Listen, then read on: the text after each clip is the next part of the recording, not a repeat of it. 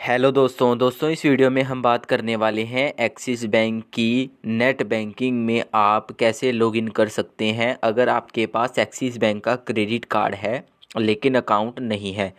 तो इसके लिए आपको क्या करना है कि एक्सिस बैंक की वेबसाइट पर आ जाना है, जो नेट बैंकिंग की वेबसाइट है। यहाँ पर देखिए हमने इसको ओपन कर लिया है। ओपन करने के बाद हम इसको ओपन करेंगे। इसके बाद आपको सबसे पहले तो एक काम करना है कि आपका जो ब्राउज़र है उसे डेस्कटॉप साइट पर एनेबल कर लेना है। तो हम इसको एनेबल करेंगे डेस्कटॉप साइट पर। तो हमने इसको एनेबल कर लिया। इसके बाद हमें क्या करना है कि रजिस्टर पर क्लिक करना है। दो ऑप्शन हमें दिए जाते हैं, लॉगिन का या फिर रजिस्टर का। ये वीडियो उन्हीं के लिए है जिनका एक्सिस बैंक में अकाउंट नहीं है लेकिन उनके पास एक्सिस बैंक का कोई क्रेडिट कार्ड है। तो आपको यहाँ पर चार डिटेल्स को फिल करके अपना जो पासवर्ड है उसको सेट करना है। उसके बाद आपको जो है लॉगिन आईडी भी पता चल जाएगी अपनी, और कस्टमर आईडी भी पता चल जाएगी। लॉगिन आईडी मतलब कस्टमर आईडी आपको पता चल जाएगी, और आपकी जो नेट बैंकिंग है आप उसमें लॉगिन फिर कर सकते हो। तो आपको लॉगिन आईडी और कस्टमर आईडी क्योंकि नहीं पता है, आपके पास एक्सिस बैंक का अकाउंट नहीं है, तो आपको रजिस्टर्ड मोबाइल नंबर पर पहले क्लिक करना है। इसके बाद आपको आपका रजिस्टर्ड मोबाइल नंबर डालना है जो भी आपने एक्सिस बैंक क्रेडिट कार्ड से लिंक किया होगा। इसके बाद आपको प्रोसीड पर क्लिक करना है। तो हम प्रोसीड पर क्लिक करेंगे। तो इसके बाद यहाँ पर क्या होगा कि आपको दो तरीक़ों से अपनी डिटेल्स को ऑथेंटिकेट करना है, या तो ओटीपी द्वारा या फिर क्रेडिट कार्ड की डिटेल्स द्वारा। ओटीपी द्वारा आप अगर इसमें ऑथेंटिकेट करेंगे तो आपको फिर डेट ऑफ बर्थ और पैन कार्ड नंबर भी डालना रहेगा। तो आप दोनों में से किसी भी तरीके से कर सकते हो। अगर आपका वर्चुअल कार्ड जनरेट नहीं हुआ है लेकिन अगर आपको पता चल चुका है कि आपका कार्ड अप्रूव हो गया है तो भी आप यहाँ पर डिटेल्स फिल कर सकते हो ओटीपी द्वारा। तो चलिए हम ओटीपी द्वारा ही आपको दिखा देते हैं। क्रेडिट कार्ड से भी आप कर सकते हो अगर आपके पास क्रेडिट कार्ड आ चुका है फिजिकल, या फिर आप पहले से ही उसको यूज़ कर रहे हैं। तो हम इसमें डेट ऑफ बर्थ डालेंगे। इसके बाद आपको आपका पैन कार्ड नंबर डालना है। तो हम इसके बाद पैन कार्ड नंबर डालेंगे। इसके बाद हम टर्म्स को एक्सेप्ट करेंगे, टर्म्स एंड कंडीशन को। इसके बाद हम प्रोसीड पर फिर से क्लिक कर देंगे। प्रोसीड पर क्लिक करेंगे और हमें थोड़ा सा वेट करना है।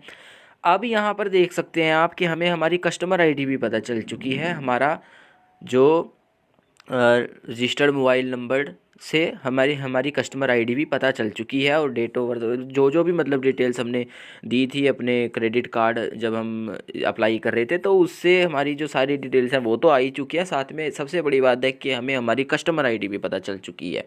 इसके बाद हमें ओटीपी मंगवाना है। ओटीपी हमारा दो जगह पर सेंड किया जाएगा। एक हमारा रजिस्टर्ड मोबाइल नंबर पर सेंड किया जाएगा, एक हमारा ईमेल आईडी पर सेंड किया जाएगा जो रजिस्टर्ड ईमेल आईडी होगी आपकी क्रेडिट कार्ड से लिंक। तो दोनों ही ओटीपी को फिल करना यहाँ पर ज़रूरी रहेगा। तो आपके पास दोनों ओटीपी भेजे जाएंगे। आप नीचे देख सकते हो कि यहाँ पर आपको दोनों ओटीपी रिसीव होंगे, एक रजिस्टर्ड मोबाइल नंबर पर और एक आपका जो आपकी ईमेल आईडी है उस पर आपको रिसीव होगा। तो हम दोनों ही ओटीपी को यहाँ पर डाल देते हैं। देख लेते हैं एक बार ओटीपी को, और इसके बाद हमें यहाँ पर डालना है जीमेल वाला ओटीपी। यहाँ पर हमने दोनों ही ओटीपी को डाल दिया है। उसके बाद आपको कैप्चा फिल करना है। तो कैप्चा कोड आप फिल करेंगे। इसके बाद हम अपनी रिक्वेस्ट को सबमिट कर देंगे। तो सबमिट पर क्लिक करेंगे। इसके बाद आप यहाँ पर देख सकते हो कि अब ये लास्ट स्टेप है। इसमें हमें अपना जो पासवर्ड है उसको सेट करना है। पासवर्ड किस तरह से आप सेट करेंगे यहाँ पर आप देख सकते हैं जो भी। तो हम यहाँ पर पासवर्ड चलिए सेट कर देते हैं। हम पासवर्ड बनाते हैं अपना। आपको भी क्या करना है कि जैसा पासवर्ड आप रखना चाहते हैं वैसा आपको रखना है। इसमें क्या होगा कि इसमें आप अल्फ़ाबेट रखेंगे, एक बड़े अल्फ़ाबेट को रखेंगे, बाकी आप छोटे रख सकते हैं। उसके बाद आपको एक स्पेशल कैरेक्टर चूज़ करना है। उसके बाद आपको एक जो नंबर है वो चूज़ कर लेना है। जैसे आप यहाँ पर साइड में मैं आपको एग्जांपल से दिखा रहा हूँ कि इस तरह का पासवर्ड यहाँ पर रिक्वायर रहेगा। इसके बाद इसको भी सबमिट करेंगे। तो हम इसको सबमिट करते हैं। इसके बाद हमें थोड़ा सा वेट करना है, वेट करेंगे इसको 1 मिनट तक का समय। 1 मिनट का वेट करने के बाद यहाँ पर देख सकते हैं कि you have registered successfully, please log in to internet banking. चलिए हम लॉगिन करके देखते हैं। तो गो टू लॉगिन पेज पर क्लिक करेंगे। इसके बाद ये हमें रीडायरेक्ट कर देगा फिर से लॉगिन आईडी और कस्टमर आईडी पर। तो हमें हमारी कस्टमर आईडी पता चल चुकी थी। आप को भी जैसे ही पता चल जाएगी तो आप उसको वहीं से कॉपी कर सकते हैं, वहीं से ही आप उसको लिख कर रख सकते हैं, या तो आप उसका एक स्क्रीनशॉट ले सकते हैं। तो यहाँ पर हम अपनी लॉगिन आईडी डालते हैं, इसके बाद हम अपना पासवर्ड डालते हैं। तो चलिए हम डाल, इसके बाद यहाँ पर देखिए ये ओपन हो जाएगा। इसके बाद यहाँ पर आपको रजिस्ट्रेशन करना होगा। आप इसको चाहें तो बाद में भी कर सकते हो। इस स्टेप को हम स्किप करेंगे। इसके बाद हम स्किप रजिस्ट्रेशन पर देखिए क्लिक करेंगे और आपको लॉगिन करके एक बार दिखा देंगे। तो हम स्किप रजिस्ट्रेशन पर क्लिक करते हैं। इसके बाद यहाँ पर आप देख सकते हो कि हमारा जो नेट बैंकिंग का पेज है वो ओपन हो चुका है। यहाँ पर आप देख सकते हो, इसमें हमारा अकाउंट नहीं है, इसलिए यहाँ पर बोला चल रहा है कि सेविंग अकाउंट आप ओपन कर सकते हो। क्योंकि हमारे पास क्रेडिट कार्ड है तो हम कार्ड के सेक्शन में जाएंगे और यहाँ पर view all type of card पर जैसे क्लिक करेंगे तो यहाँ पर आप देख सकते हो कि हमारे पास जो क्रेडिट कार्ड है उसका ऑप्शन यहाँ पर हमें आ चुका है।